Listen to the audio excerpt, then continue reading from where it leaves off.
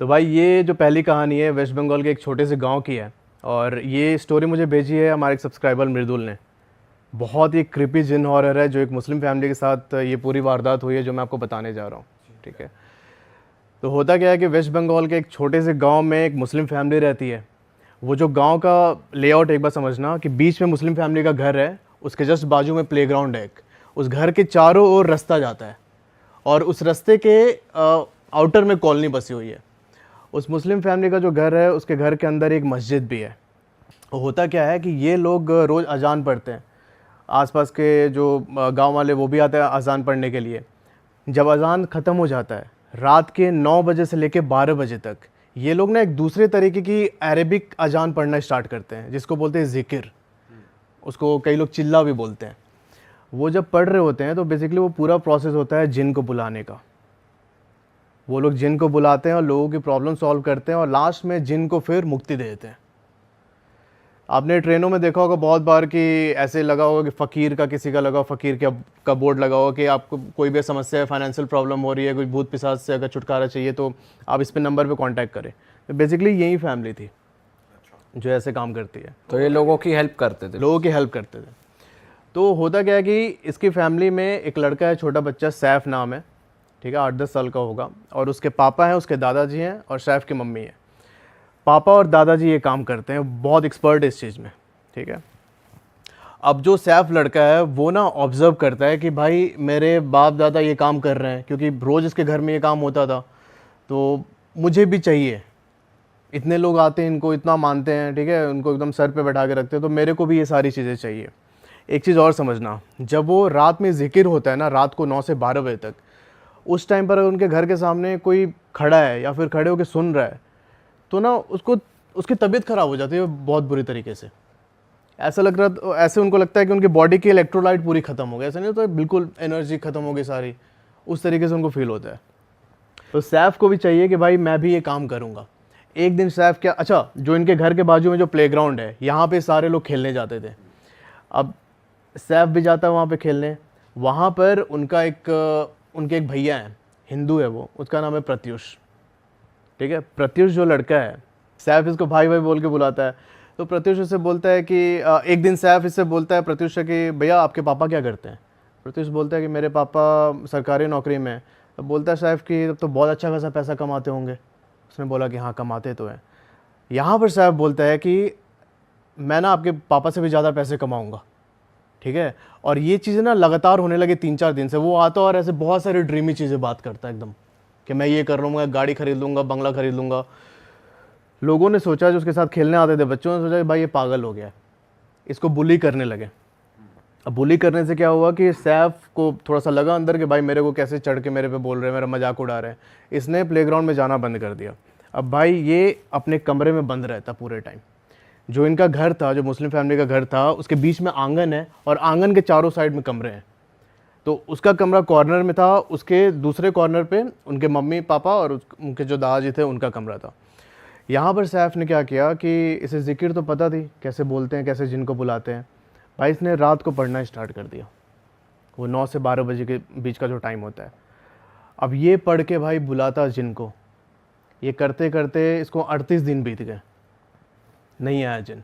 पर सैफ को पता था कि भाई जिन जो है इतनी आसानी से आता नहीं है। ठीक है, मुझे करना पड़ेगा और साधना करनी पड़ेगी।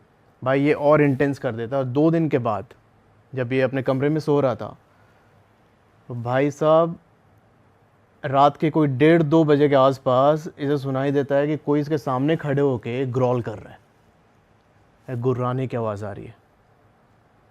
और ये चीज़ तब होती है भाई जब वो साधना के बीच में था। अच्छा, साधना करते करते उसको सुनाई देता है ग्रॉल कर रहा है, और ना जैसे उसने देखा इसे डर लगा, भाई ये उठ के बैठ गया। कुछ दिखा नहीं उसको? नहीं था वहाँ पे। अच्छा, वो था वहाँ पे, पर दिक्कत ये थी कि उसने जो उस दिन की साधना थी वो कंप्लीट नहीं की। भाई बीच में उठ के बैठ गया ये। अब जब ये बीच में उठ के बैठा भाई, तो वो सामने से एकदम इसको देख के घुर्रा रहा है जिन। थोड़ी देर तक ऐसे ही रहा, घुराते रहा, उससे आई कांटेक्ट होती है इसकी। उसके बाद सैफ सो जाता है। नेक्स्ट डे से उसके जो कॉलोनी के लोग थे उन्होंने देखना स्टार्ट किया कि भाई ये अकेले छत पे जाता है शाम को, और वहाँ पे ना ऐसे रैंडमली किसी घर के सामने ऐसे करता है, पॉइंट आउट करता है फिंगर। ठीक है, ऐसा लग रहा था कि बाजू में कोई खड़ा है उससे बात कर रहा है, उस तरीके से ये कम्युनिकेट करने लगा जिन से। यहाँ पर सैफ ने जिन को अपनी साधना से वश में कर लिया था। अब देखो भाई वो क्या करता है, उसको जब भी कुछ खाना होता उससे मंगाता, तो पैसे चाहिए वो उससे मंगाता, ला के देता सब कुछ। जब सैफ को कॉन्फिडेंट हो गया सैफ कि भाई ये जिन मेरे वश में है, मैं इसे कुछ भी करवा सकता हूँ, तब इसने फिर से प्लेग्राउंड में जाना स्टार्ट किया। प्लेग्राउंड में फिर से प्रत्युष मिलता है इसको। यहाँ पर सैफ जब पहुँचा बहुत दिनों बाद प्लेग्राउंड, तो ये एक बेंच पे बैठा हुआ था कॉर्नर में। प्रत्युष आता है इसके पास, बोलता है भाई क्या हो गया, तू आता नहीं आजकल खेलने, अपने ख्याली दुनिया से बाहर निकल आ भाई, मतलब इतना सही खेलते थे हम लोग। तो कुछ बोलता नहीं है भाई। ये ना अपना गर्दन ऐसे टेढ़ा करके सैफ, और भाई ऐसे बात कर रहा है किसी से। उसके बाजू में वो जिन था, उससे 10-15 सेकंड बात की। फिर ये प्रत्युष को पता है क्या बोलता है कि आप ना मेरे बड़े भैया को बहुत पसंद आ गए हैं। प्रत्युष बोलता है कि कौन सा बड़े भैया भाई, तू तो अकेले अपने फैमिली में। बोला कि नहीं, मेरे एक बड़े भैया हैं और आज रात को आपसे वो मिलने आएंगे। भाई साहब ये बोल के सैफ वहाँ से घर आ गया वापस। उस रात जब प्रत्युष सो रहा है रात को 2-2:30 बजे के आसपास, भाई साहब इसके विंडो के पास से वहीं गुर्राने की आवाज़ आ रही है। ठीक है, इसकी बॉडी एकदम फ्रीज हो जाती है उस समय। आंख बस खुली है इसकी, ये थोड़ा सा आंख उठा के ऐसे सर उठा के देखता है कि कौन है, और जिन इसके सामने खड़ा है। सैफ ने बोला था मेरे बड़े भैया आएंगे, और जिन इसके सामने खड़ा था। अगले दिन प्रत्युष फिर से गया प्लेग्राउंड में। उस रात तो मतलब उसकी तबीयत बहुत ज़्यादा ख़राब हो गई। ठीक है, जैसे जैसे उसने मैनेज किया प्रत्युष ने। अगले दिन जब पहुंचा प्लेग्राउंड में, सैफ आता है, बोलता है कि भैया आप मेरे बड़े भैया आए थे ना आपसे मिलने। बोलते कौन से बड़े भैया? नहीं, रात को जो आए थे ना आपसे मिलने कल, वही है मेरे बड़े भैया। इसकी फट लेती है भाई बहुत बुरी तरीके से। उसके बाद से अगले 6-7 दिनों तक ये आया नहीं, मतलब प्लेग्राउंड में जाना ही बंद कर दिया प्रत्युष ने। इसकी मतलब तबीयत खराब रहने लगी बहुत बुरी तरीके से। अब इसके बाद सैफ क्या करता है कि इसने सोचा कि अब मेरे को प्रूव करना है लोगों को कि मैं भी उनके प्रॉब्लम सॉल्व कर सकता हूँ। उनको कोई फाइनेंशियल प्रॉब्लम है, कोई रोग है, तो मैं भी जिन से ठीक करवा सकता हूँ। यहाँ पर इसने डिसाइड किया कि पर यह होगा कैसे, ऐसे तो इसके बाप है, दादा है, ठीक है, कोई इसके पास क्यों आएगा। तो इसने सोचा कि भाई मेरे को प्रूव करना है। तो इसने पता है क्या प्लान बनाया कि भाई मैं इस जिन से अपने दादाजी को परेशान करवाऊँगा, और जब वो बिल्कुल आखिरी स्टेज में चले जाएंगे, मतलब कुछ भी हल नहीं निकल रहा है, तब मैं जिनको ऐसे मतलब सबके सामने बोलूँगा कि भाई ठीक कर दादाजी को, तो ये ठीक करेगा और लोग मेरे को मानने लगेंगे। पर ये सैफ का प्लान भाई बुरी तरीके से फेल होता है। इसने जिन को छोड़ तो दिया दादाजी के ऊपर। अब दादाजी के ऊपर जब छोड़ा तो जिन उनको बहुत परेशान करने लगा। ठीक है, उनकी तबीयत एकदम बेकार होने लगी दादाजी की। वो क्या करते, दिन में चेयर पे जाके बैठ जाते घर के आंगन में, और ना एकदम सर ऐसे ऊपर करके एक टक बस ऊपर की तरफ देखते रहते। पर जैसे दादाजी खुद एक्सपर्ट थे तो वो खुद डील नहीं कर पा रहे थे। जब इनके पापा को पता चला तो उन्होंने यही सोचा कि भाई हो सकता है हम इतना ज़्यादा ट्रीटमेंट करते, इतना जिन को बुलाते हैं, तो मे बी उसका साइड इफेक्ट हो, उससे कुछ किसी जिन ने कुछ किया हो। भाई ये अपनी विद्या लगा के दादाजी के ऊपर छोड़ते कि भाई ठीक हो जाए दादाजी। पर भाई वो ना इफेक्ट ज़्यादा दिन तक रहता नहीं, 2-3 दिन रहता, फिर से ये जिन हावी हो जाता है। अच्छा, फैमिली में किसी को पता नहीं कि ये छोटा लड़का सैफ है, ये उस समय 38 दिन तक इसने वो किया था, जिन को एक्टिव, क्योंकि मैंने बताया ना कि वो एक कमरे में कॉर्नर में उसका कमरा था, दूसरे कॉर्नर में इनका कमरा था। तो भाई रात को कमरा बंद करके वो ये काम करता। जो ये जिकिर होते हैं, जैसे अजान पढ़ते हैं, वो तो बिल्कुल माइक पे पढ़ते हैं ना। जिकिर जो होती है भाई बिना माइक के एकदम ऐसे चैंट करते हैं घर के अंदर बैठ के। फिर क्या होता? तो ये सीन था। तो फिर उसने दादाजी पे छोड़ा। दादाजी 1 महीने के बाद उनकी तबीयत बहुत ज़्यादा ख़राब हो गई। तब इसने अपने जिन को हुक्म दिया कि भाई जाके ठीक कर। पर मैंने बताया था कि सैफ वो जो था उस रात बीच साधना से उड़ गया था, डर के मारे बीच में छोड़ दिया था उसने। तो ये जिन को हुक्म देता भाई ठीक करो जाके, पर ये उसकी बात ही नहीं मानता। पर अब तक तो मान रहा था। नहीं, बता रहा हूँ भाई, सैफ ने बहुत टाइम से उससे काम करवाया था। मैंने आपको बताया था कि जिन जो आते हैं उनकी एक शर्त होती है कि भाई तुम मेरे से काम करवा रहे हो ठीक है, पर उनको ना बाद में मुक्ति देनी होती है। अच्छा, अब ये मुक्ति देने वाली जो विद्या थी, ये सैफ के दादाजी और उसके पापा को ही आती थी। अच्छा। अब जिन से जिन उससे यही बोलता कि इतना मतलब इतने दिन से मैं काम कर रहा हूँ भाई, मुक्ति चाहिए मुझे। नहीं मानी बात उसने, जिन ने इसकी, सैफ की बात जिन ने नहीं मानी। दादाजी ऑफ हो जाते हैं। अच्छा। अब सैफ ने सोचा कि भाई ये जो जिन है ना, ये मेरी बात नहीं मान रहा है और शायद इसके बस की बात नहीं है किसी को ठीक करना, ठीक है। उसने एक बार और ट्राई किया कि भाई तू जाके दादाजी मेरे उनकी डेथ हो गई तो उनको ज़िंदा कर। मैंने मना कर दिया, नहीं, जिन ने। तो इसने सोचा कि भाई इसके बस की बात नहीं है, ये उतना पावरफुल नहीं है, तो मैं ना एक और साधना करता हूँ, मैं इससे पावरफुल जिन की कॉलिंग करूँगा मैं उससे, ठीक है। भाई फिर से स्टार्ट करता है। कुछ टाइम के बाद एक और प्रकट होता है उसके सामने जिन, उसी तरीके से। पर इस टाइम जो जिन प्रकट हुआ था भाई, जैसे अपने हिंदू में क्या होता है कि भूत पिशाच प्रेत और सबसे टॉप लेवल पे होता है ब्रह्म राक्षस, वैसे ही इनके में भी होता है। जिन का जो बिल्कुल टॉप वर्जन जो होता है वो आया इनके सामने, सैफ के सामने। अब 10 साल का बच्चा, उसको क्या दिमाग है यार, उसको समझ में आ नहीं रहा कि मैं क्या कर रहा हूँ। उसने भाई जिन को छोड़ दिया अपने पापा पे कि उनको जाके परेशान करो और फिर मैं ठीक करूँगा। यहाँ पे सैफ ये नहीं समझ पा रहा था कि भाई तुमको उसको मुक्ति भी देना है, वो तुम्हें नहीं आता। और उसी मुक्ति ना देने की विद्या के कारण ये सारे जिन बाद में इसको अपोज करने लगते हैं। अभी पहले वाला जिन भी एक्टिव है और ये सेकंड वाला भी आ गया। पहले वाला जिन भी एक्टिव था, उसको मुक्ति तो मिली नहीं थी, ये और गुस्सा हुए पड़े सैफ पे, है ना। तो इसने अपने पापा पे छोड़ा, पापा की तबीयत वैसी ख़राब हुई, 1 वीक के अंदर इसके पापा भी ऑफ हो जाते हैं। तो जो नया वाला जिन था उसने भी बात मानी नहीं इसकी। मतलब इसने कोशिश की कि मेरे पापा क्या कहते हैं जब डेथ हो गई उनके तो उसको ज़िंदा करे, तब भी नहीं मानता ये बात। अब सुनो भाई असली खेल क्या होता है। अब जो सैफ था इसकी तबीयत भी बहुत ज़्यादा ख़राब रहने लगी, ठीक है। दो जिन पहले ही इससे एकदम उखड़े पड़े हैं। इसने मतलब इसकी जो फैमिली थी, फैमिली में से इसकी मम्मी बची थी और इसके एक चाचा थे दूर के। इन दोनों ने सैफ को लेके हॉस्पिटल गए, डॉक्टर के पास, ठीक है। डॉक्टर के पास गए, वहाँ पे डॉक्टर ने बोला कि इसको एडमिट करना पड़ेगा। 3-4 दिन तक सैफ एडमिट रहा। उसके बाद क्या होता है कि एक रात कॉल आती है इनके घर पे हॉस्पिटल से, भाई जो ये सैफ लड़का है ये ना एक बेड से दूसरे बेड पे छलांग मार के पहुँच रहा है। यहाँ पे जो भी हॉस्पिटल के स्टाफ उनको बहुत परेशान कर रहा है, किसी के कंट्रोल में नहीं आ रहा, तो आप लोग इसको लेके जाइए। तो जैसे तैसे कुछ भी करके सैफ को फिर घर लेके आते हैं। घर लेके आए तो उसके बाद फिर इन्होंने सोचा कि इनको पता चल गया कि भाई ये नॉर्मल चीज़ें नहीं है। इन्होंने फिर सैफ को एक झाड़ फूँक करने वाले उनके पास लेके गए, दिखाने के लिए कि भाई क्या है। तो उन्होंने बोला कि भाई जो आप सैफ को सामने देख रहे हो ना, इसका बस शरीर ही है सामने, इसके अंदर इसकी रूह भी नहीं है। सैफ के शरीर में बहुत सारे जिन जिन्नातों ने अपना कब्जा कर लिया था, क्योंकि इसने लगातार कैसे 38-40 दिन तक रिसाइड किया और उससे बहुत सारे ऐसे एक्टिव हो गए थे। तो उन्होंने सैफ के शरीर को अपना घर बना लिया था भाई। तो सोल उन्होंने अपने वश में कर ली उसकी एक उसकी तरीके से। रूह निकल गई थी, सैफ की जो रूह थी अपनी वो निकल गई थी उसकी बॉडी से। उन्होंने बस ये बोला कि अब पर तो ऐसा पॉसिबल है कि जैसे खुद की रूह निकल जाए लेकिन फिर भी भाई वो तो है, तो जिन के तो हो सकते हैं भाई, जिन के केस में भाई जिन बहुत पावरफुल चीज़ है यार, इसको तो मतलब नहीं। बट ये तो होता है कि भाई अपनी सोल भी है लेकिन कब्जा करा हुआ है, बट ये थोड़ा अनबिलीवेबल है कि उसकी रूह ही नहीं है उसमें अंदर। अभी आपको पता चलेगा कैसे नहीं है। फिर क्या होता है कि उन्होंने बोला कि इसको छोड़ दो अपने हाल पे, ठीक है। ये लोग इसे वापस घर लेके आता है। इन्होंने सोचा कि इसको घर पे भी नहीं रखते, तो इन्होंने सैफ को उठा के मेंटल हॉस्पिटल में एडमिट कर दिया। एडमिट करके वापस आ गए, मतलब कोलकाता के साइड में कहीं पे किया था एडमिट। उसके बाद वापस आए। कुछ टाइम के बाद कॉल आता है इनको घर पे कि भाई जो सैफ है इसकी डेथ हो चुकी है, आप लोग आके ले जाइए।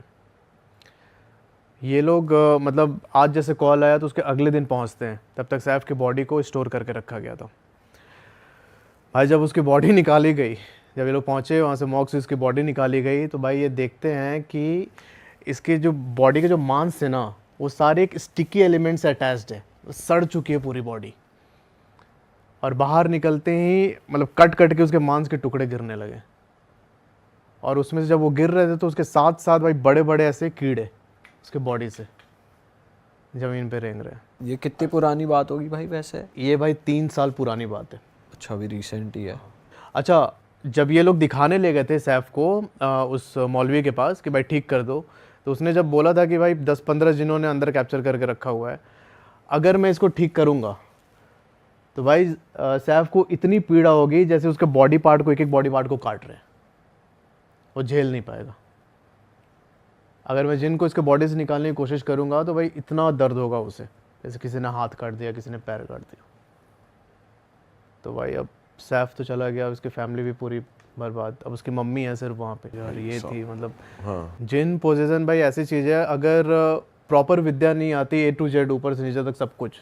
और भाई छोटा बच्चा कर रहा है ये तो और भी गलत चीज़ है कि छोटा बच्चा ये चीज़ें कर रहा है और अपने ही दादा और पापा पे छोड़ रहा है। और कोई है भाई? नेक्स्ट स्टोरी पे चलते भाई। कुछ ऐसा बताओ जो आपको किसी ट्रैवल के दौरान पता चला हो या किसी फैमिली ने बताया हो, लोकल फैमिली ने कुछ। हाँ भाई, ट्रैवल का एक मेरे पास कैब ड्राइवर ने भेजी थी मुझे कहानी। अच्छा।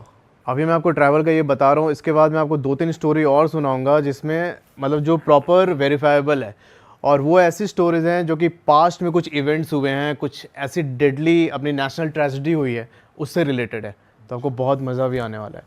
फ़िलहाल जो मैं ट्रैवल की कहानी बता रहा हूँ ये एक मुझे कैब ड्राइवर ने भेजी थी। इनका नाम है विजय पाल, ठीक है। अच्छा, ये रहने वाले हैं चंडीगढ़ के। होता क्या है कि अच्छा मैं एक चीज़ और बता दूँ, जो ये कैब ड्राइवर है इसके फैमिली में इसकी माँ है, इनकी वाइफ है, बच्चे हैं। भाई उस इंसिडेंट के बाद फैमिली ने इनके कैब ड्राइवर की नौकरी छुड़वा दी। इस टाइम पर जो वो विजय भाई हैं एयरफोर्स में मतलब कोई ऐसे नॉर्मल कॉन्ट्रैक्ट पे काम करते हैं। अच्छा।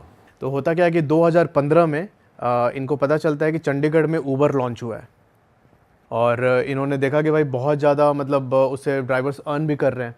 तो उस समय तक एक प्राइवेट कंपनी में प्राइवेट टैक्सी ओनर के अंदर काम करते थे। तो इन्होंने सोचा कि भाई चंडीगढ़ में वहीं पे जाके अपना ऊबर चलाएंगे। इन्होंने सुना था कि बहुत ज़्यादा लोग मतलब ड्राइवर्स को बहुत प्रॉफिट हो रहा है, बहुत राइड्स फ्रिक्वेंटली मिल जाती हैं। भाई ये पहुंच जाते हैं चंडीगढ़। वहाँ पर 1 साल इन्होंने दबा के चलाया ऊबर, अच्छा पैसा कमाया। पर 1 साल के बाद फिर से मार्केट में कंपटीशन वो सब आता है, ठीक है। ऊबर ने अपना चार्ज बढ़ा दिया और इनको मतलब सवारी मिलनी बंद हो गई, मतलब बहुत ज़्यादा नहीं मिलती तो उतना प्रॉफिट नहीं होता था। तब इन्होंने सोचा कि भाई अब मैं अपनी कार निकलवाऊँगा, ठीक है, और ऐसे प्राइवेट बुकिंग्स जब मतलब फ्री टाइम होगा तो ऊबर चलाऊँगा, ऐसे नॉर्मल प्राइवेट बुकिंग्स में चलूँगा। तो इसी दौरान क्या होता है कि एक दिन इनको एक बुकिंग आती है इनकी कार में। उस पैसेंजर को जाना था चंडीगढ़ से धर्मशाला। दोपहर के 1 बजे ये लोग अपनी ड्राइव स्टार्ट करते हैं, ठीक है। अच्छा, एक चीज़ और देखना कि चंडीगढ़ से धर्मशाला जाने के बीच में एक अम्ब रोड पड़ता है, 5-6 किलोमीटर का स्ट्रेच है हिमाचल का।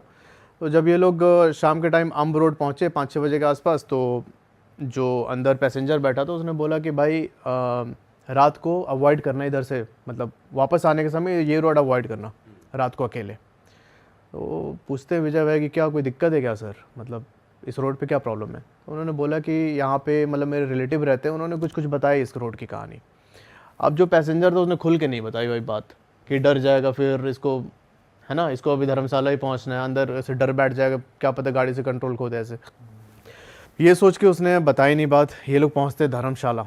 वहाँ पर जब ये अनलोड कर रहा था रात के 8 बजे, उनका सामान उतार रहा था, इसने पैसे दिए पैसेंजर ने बोला कि एक काम कर विजय, आज ना इधर ही रुक जा गाड़ी में, सुबह 4-5 बज जाएंगे तब जाना। ये बोलता है कि सर क्या कोई बात है तो खुल के बताओ यार, अगर उस रोड पे कोई दिक्कत है तो आपने बताया भी नहीं, आप ऐसे मना कर रहे हो। उन्होंने बोला कि नहीं अभी मत जाओ, बात मान ले मेरी भाई, 4-5 बजे निकलना। फिर उसने पूछा कि कभी रात को गए उस रोड से, इसने मना कर दिया कि नहीं भाई इतनी रात को तो मैं कभी नहीं गया अम्ब वाले रोड से। तो ये बोलते हैं कि रुको, पर ये नहीं मानता है कि उसके अगले दिन सुबह चंडीगढ़ से दूसरी बुकिंग थी, जल्द से जल्द पहुंचना था। भाई ये धर्मशाला से निकलता है वापस चंडीगढ़ आने के लिए, ठीक है। रात के 11 बजे के आसपास ये एक ढाबे में रुकता है, वहाँ पे मतलब चाय पानी पीता है और फिर वहाँ से कार लेके निकलता है आगे। अब भाई देखना क्या होता है, 11:30 पौने 12 के आसपास ये पहुँचता है अम्ब रोड में। जो ये अम्ब शहर है, इसने पाया विजय ने कि भाई उस टाइम पर पूरा सन्नाटा, हल्की सी स्ट्रीट लाइट जल रही है सिर्फ, और उसके अलावा उसकी गाड़ी के अलावा कोई भी नहीं है, वो अकेले ही उस रोड पे चल रहा है हाईवे। कुछ दूर चलने के बाद ये एंटर करता है कि स्टेट हाईवे पे, मतलब मेन जो सड़क थी हाईवे वाला रोड था वो ख़त्म होता है, एक स्टेट हाईवे पे ड्राइव कर रहा है। थोड़ी देर के बाद भाई इसको सामने अपने दिखता है कि एक आदमी खड़ा है और इसे लिफ्ट मांग रहा है। अच्छा, विजय ने ये सोचा था कि भाई मैं धर्मशाला से चंडीगढ़ जा रहा हूँ, अगर मेरे को बीच में कोई सवारी मिल जाए तो भाई अच्छा, मेरी कुछ कमाई हो जाएगी। इस चक्कर में पहले उसने बस स्टॉप पे रोका था, एक पीछे बस स्टॉप पड़ा था, वहाँ पे रोका था थोड़ी देर गाड़ी कि भाई कोई सवारी हो तो मिले मुझे। आधे घंटे रुका था पर मिली नहीं। अब जैसे उसने देखा हम रोड पर भाई वो आदमी है लिफ्ट मांग रहा है, तो इसने सोचा कि भाई चलो कुछ कमाई कर लेते हैं।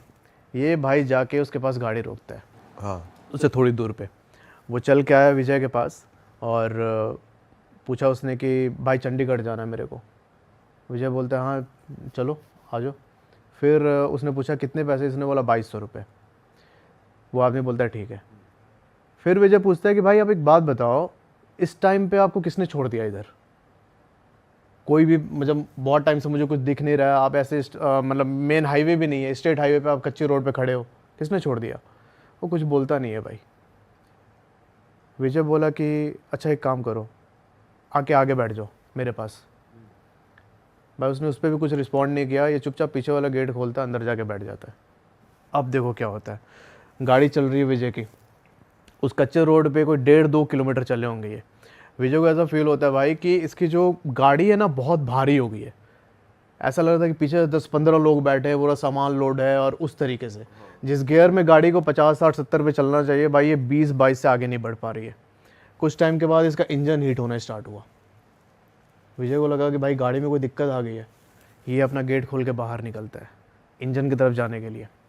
भाई जैसे गेट खोल के बाहर निकला, इसकी नज़र पीछे वाली सीट पे पड़ी और भाई साहब ये देखता है कि उस आदमी का सर गायब है और उसने वाइट कुर्ता पैजामा पहना हुआ था, वो पूरा खून से लथपथ। भाई इसको समझ में नहीं आ रहा है क्या हो गया, तो चिल्लाते हुए भाग रहा है। जब चिल्लाते हुए भाग रहा है तो इसने देखा कि भाई पीछे से वो आदमी चेज कर रहा है इसको। ये 700-800 मीटर तक लगातार भागते रहा। तो रोड के साइड पे एक आश्रम था, छोटा सा मंदिर है और उसके अंदर आश्रम था। ये जाके गेट पीटने लगा ज़ोर ज़ोर से। गाड़ी वहीं रोड पे खड़ी है। अब जब गेट पीटने लगा तब उधर से पंडित जी निकल के आते हैं और इसको मतलब अंदर बुलाया अपने। अंदर बुलाने के बाद इसने पूछा कि पंडित जी क्या है वो? तो पंडित जी ने बोला कि अभी उसके बारे में कल सुबह बात करेंगे, अभी रहने दो, ठीक है। ये एक इंसिडेंट आपने सुना उस रोड का। अब एग्जैक्टली क्या था ये मैं बताऊंगा, पर उसके 1 साल के बाद विजय के साथ जो ये घटना घटी, इसके 1 साल के बाद एक और वहाँ पे कांड हुआ, ठीक है, वो भी जानना। एक फैमिली थी, वो उसी रोड पर वापस चंडीगढ़ आ रही थी, ठीक है। उस फैमिली का नाम भी ले लेता हूँ। विजय ने बोला कि ले सकते हो नाम, कोई दिक्कत नहीं है। जो ड्राइव कर रहा है उसका नाम है जगतार, उसकी बीवी है अंजू, उसके 3 बच्चे, ठीक है। बीवी पीछे बैठी हुई है, एक बच्चा आगे बैठा है, जगतार ड्राइव कर रहा है, बाकी 2 बच्चे पीछे हैं। ये भाई आ रहे थे उसी रोड पे, सेम वो जो स्टेट हाईवे था, वहाँ पर इनको आदमी ने हाथ दिया लिफ्ट के लिए। अब दिक्कत ये हुई कि इसकी बीवी ने बोला कि भाई इतनी रात को गाड़ी रोकना सही नहीं है, रहने दो, ठीक है। ये घटना हो रही है विजय के घटना के 1 साल के बाद, ठीक है। तो आप रहने दो, गाड़ी मत रोको। पर वो जो आदमी था ना, वो भाई चलते चलते रोड पे आ गया बीच में। अब जगतार ऐसे गाड़ी से उड़ा नहीं सकता था ना उसे, तो भाई इसने गाड़ी रोक दी। गाड़ी रोकी और एक गुस्से में निकला बाहर एकदम, ठीक है, देखने के लिए कि भाई तू कैसे कैसे आ गया बीच में। जब ये पहुंचता है उसके पास तो उसने बोला कि भाई मुझे चंडीगढ़ तक जाना है, छोड़ दो। जगतार तो पहले बहुत चिल्लाया, भाई क्या ये क्या तरीका है, कोई तरीका थोड़ी है भाई, तुम बीच सड़क में आ जा रहे हो, अभी एक्सीडेंट हो जाता। ये ना उसको डांटते हुए अपने गाड़ी की तरफ आ रहा है, ठीक है, डांटते हुए अपनी गाड़ी की तरफ आ रहा है वापस ड्राइवर सीट पे बैठने के लिए। भाई इसकी वाइफ पीछे से देखती है, पीछे वाली सीट पे बैठी हुई थी, देखती है कि भाई वो ना उस जगह से उछला जोर से बहुत ऊपर तक और आके अपने कार के जो गेट थे ड्राइवर सीट के, वहाँ पे गिरता है ज़मीन पे। हस्बैंड जगतार, और जो वो आदमी था सामने जो अभी लिफ्ट मारा था, वो कोई नहीं है वहाँ पे। जगतार यहाँ पे रोड पे पड़ा हुआ है और इसकी वाइफ चिल्लाने लगी ज़ोर ज़ोर से। तब वहाँ से एक पिकअप वाला क्रॉस कर रहा था। उस पिकअप वाला को जो पिकअप वाला ड्राइवर था, उसने सुना मतलब वाइफ की चीख सुनी, तो गया उनके पास पूछने के लिए क्या हो गया। थोड़ा ही सा वाइफ ने बोला था कि वहाँ लिफ्ट के लिए गया, तो समझ गया कि भाई ये वही सीन है, कि उनको पता था। अब जो ये पिकअप वाला ड्राइवर है, ये विजय का दोस्त। अच्छा। तो उसने ये कहानी विजय को बताई है। ये लोग पुलिस को कॉल करते, पुलिस आते वहाँ पे, जगतार को उठा के हॉस्पिटल ले जाते, तो वहाँ पे डॉक्टर ने उसे डेड। Oh shit. उस रोड पे ऐसे इंसिडेंट हुए। मैंने जब ये वीडियो डाली थी भाई, बहुत सारे लोगों ने कमेंट किया कि भाई है वो चीज़ जगह, हमने भी एक्सपीरियंस किया। अच्छा। तो हुआ क्या था, पंडित जी अगले दिन सुबह जगतार को लेके आए, सॉरी विजय को लेके आए गाड़ी पे उसकी, और गाड़ी स्टार्ट किया, नॉर्मल हो गई गाड़ी स्टार्ट, कोई दिक्कत नहीं हुई। तब पंडित जी ने बताया कि भाई 2013 में यहाँ पर एक आदमी था, उसने लिफ्ट मांग रहा था, उसे चंडीगढ़ जाना था, ठीक है। लिफ्ट मांगते हुए एक जो ट्रक आ रही थी उधर से, हिमाचल के साइड से चंडीगढ़ की तरफ, तो इसने ट्रक वाले से लिफ्ट मांगा कि मेरे को लेके चलो। वो ट्रक वाला ब्रेक नहीं मारा, तो इसने देखा आदमी ने कि भाई ब्रेक नहीं मारा, तो ना ये धीरे धीरे करके साइड से होते हुए रोड पे आ गया, बीच रोड पे। ट्रक वाला भाई क्यों रोकेगा गाड़ी अपनी, उसे लगा कि भाई लूट पाट के लिए अभी कुछ भी लग सकता है ना उसे, भाई उसने गाड़ी चढ़ा दी उसके ऊपर। अब गाड़ी चढ़ाई तब उसका जो सर था उसके धड़ से अलग होके भाई दूर चला गया था। अब उसी की स्पिरिट उस जगह को हॉन्ट करती है। ओके। तो आज तक कर रही है? नहीं, आज तक कर रही है। अच्छा ये है ना भाई कि जो ये भूत प्रेत ये सब होते हैं सबको भाई दिख नहीं सकते, ना ही सबको एक्सपीरियंस हो सकते हैं। ये तो एक ने मुझे स्टोरी भेजी थी, तब उनके थ्रू मुझे पता चला था कि कोई भी इंसान होता है दो कुल का होता है, या तो देवकुल या फिर राक्षस कुल। तो जो देवकुल के लोग होते हैं उनको नहीं दिखते स्पिरिट, जो राक्षस कुल के होते हैं उनको अपना प्रेजेंस फील करवाती है। अब भाई बहुत लोग कमेंट करते हैं कि यार क्या कहते हैं, हम तो गए थे उस रोड से, ठीक है, हम उस रोड से गए थे, हमें नहीं मिला। अरे चिड़ियाघर का जानवर थोड़ी यार तू एंटरटेन करने के लिए बैठा रहेगा। बड़ा ओपन है, मतलब अभी भी रोड, ऐसा कुछ नहीं कि क्लोज करी हो ऐसा कुछ। भाई रोड तो ओपन है। जिन लोगों को एक्सपीरियंस होता है वो लोग कमेंट कर रहे हैं कि हमने भी देखा, हमने फील किया, तो फिर लगता है कि चीज़ें ऑथेंटिक हैं। सही बात कह रहे हैं भाई। आप एक ऑफ कैमरा नेशनल ट्रेजेडी के बारे में बता रहे थे, तो वो क्या एग्जैक्टली आप बताओ। तो भाई देखो, मैं आपको जो बताने जा रहा हूँ बहुत सेंसिटिव भी है। मैंने जब वीडियो डाली तो मतलब बहुत लोग वैसे हो गए थे कि यार कुछ याद आ गया उनको, है ना। तो भाई ये स्टोरी अपने देश में एक हुई नेशनल ट्रेजेडी से रिलेटेड है। 2023 में आपको पता होगा बालासोर में 3-4 ट्रेन टकरा गई थी आपस में, बहुत सारे लोगों की डेथ हुई थी उसमें। अब हुआ क्या था कि जहाँ पर ये एक्सीडेंट हुआ था उस जगह को बहनगा बोलते हैं, जो बालासोर के शायद वहाँ से 20-22 किलोमीटर दूर है, बालासोर मेन सिटी से। और ट्रेन जो ट्रेजेडी हुई थी उसका नाम यही दिया गया था, बालासोर ट्रेन एक्सीडेंट। तो बहनगा में जब एक्सीडेंट हुआ तो भाई बॉडीज़ इतनी ज़्यादा थी कि जो वहाँ का लोकल हॉस्पिटल था उसकी सारी बेड्स फुल हो चुकी थी, ठीक है, और एक्चुअल नंबर बहुत ज़्यादा थे। तो उन बॉडीज़ को उठा के वहाँ पर एक स्कूल है बहनगा हाई स्कूल, उसके अंदर रखी गई थी। अच्छा। उस स्कूल के अंदर एक मतलब छोटा सा हॉल जैसा एरिया है, उसमें ही सारी बॉडीज़ को इन्होंने रखा था। बहुत सारी बॉडीज़ ऐसी थी जिनका अंतिम संस्कार वहाँ के लोकल्स ने किया, उनके रिलेटिव्स पहुँच नहीं पाए थे, ठीक है। तो हमारे एक सब्सक्राइबर हैं उपमन्यु भाई, मैं उनका नेम चेंज कर रहा हूँ क्योंकि उन्होंने रिक्वेस्ट किया। उपमन्यु भाई वहीं पर उनका ससुराल है बहनगा में। जब एक्सीडेंट हुआ तो ये अपने ससुराल में ही थे। इन्होंने अपने ब्रदर इन लॉ के साथ मिल के बहुत सारी डेड बॉडीज़ को वहाँ से शमशान तक लेके गए थे। जो एक्चुअल वहाँ पर ट्रेजेडी हुई थी, जो एक्चुअल वहाँ पर मतलब इतना ज़्यादा सैड सीन था, उन्होंने मुझे एक्सप्लेन किया ईमेल में। अच्छा, जो ये उपमन्यु भाई हैं ये हैं इंडियन आर्मी के टेरिटोरियल जो फोर्स होती है इनकी, उसमें डॉक्टर हैं। इनकी पोस्टिंग है मणिपुर में। अब जो घटना हुई थी बालासोर वाली उससे 1 साल बाद आते हैं। 1 साल के बाद मतलब इनकी शादी हो चुकी थी और इनकी वाइफ प्रेग्नेंट है। और यहाँ पर जो उपमन्यु भाई हैं ये भाई पोस्टेड है मणिपुर में। बेसिकली क्या होता है कि 2 महीने की पोस्टिंग होती है टेरिटोरियल आर्मी में, ठीक है, किसी भी डॉक्टर की। पर वहाँ पे टेंशन बहुत ज़्यादा थी तो इनका एक्सटेंड हो गया था, लगातार 2 साल से वहीं पे काम कर रहे थे। तो भाई इनके वाइफ को प्रेग्नेंट हुए 6 महीने हुए थे। इन्होंने बोला था कि तुम अपने मम्मी के पास ही चले जाओ, वहाँ पे तुम्हारा केयर कर लेंगे वो लोग अच्छे से। इनकी वाइफ वहीं पर थी अपने मम्मी के घर पे बहनगा में।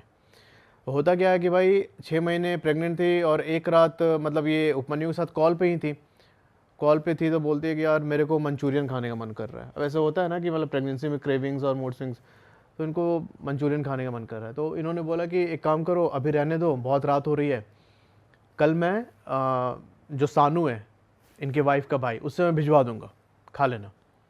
ये बोलते कि नहीं मैं बस लेके आती हूँ फटाक से बाहर से। भाई उपमन्यु की वाइफ उस रात 12:30-1 बजे के आसपास बाहर निकल गई। कोई रोड साइड वेंडर था, वहाँ से गई, अपना मंचूरियन पैक करा के लेके आई। पर अब जब वो घर पहुँचे ना भाई, सब सीन चेंज हो चुका था एकदम। ये उसके अगले दिन से ही बहुत चिड़चिड़ी रहने लगी। खाना कभी कभी बनाती किचन में जाके तो भाई वो उबल रहा है, चाय उबल रहा है, वो पूरा गिर रहा है इनका ऊपर से, वो जो सॉसपेन होता है, कोई ध्यान नहीं है, सामने देख रही है एकदम। सब्जी बना रही है, चावल बना रही है तो एकदम ज़्यादा बहुत ज़्यादा बना दे रही है। और बात ये थी कि भाई वो सारी चीज़ें वो खा भी रही थी, मतलब इनका इतना है ना खाने का, भाई इतना खा रही थी। अच्छा। इनका मूड भी बहुत मतलब मूड स्विंग्स हो रहे थे, बहुत ज़्यादा चिड़चिड़ी रहने लगी, गुस्सा आने लगा बहुत ज़्यादा इनको। अब यहाँ होता क्या है कि जो उनके मम्मी पापा थे उन्होंने सोचा कि भाई ये प्रेगनेंसी में इनका मूड स्विंग हो रहा है, उसकी वजह से, कुछ हार्मोनल इश्यूज़ की वजह से।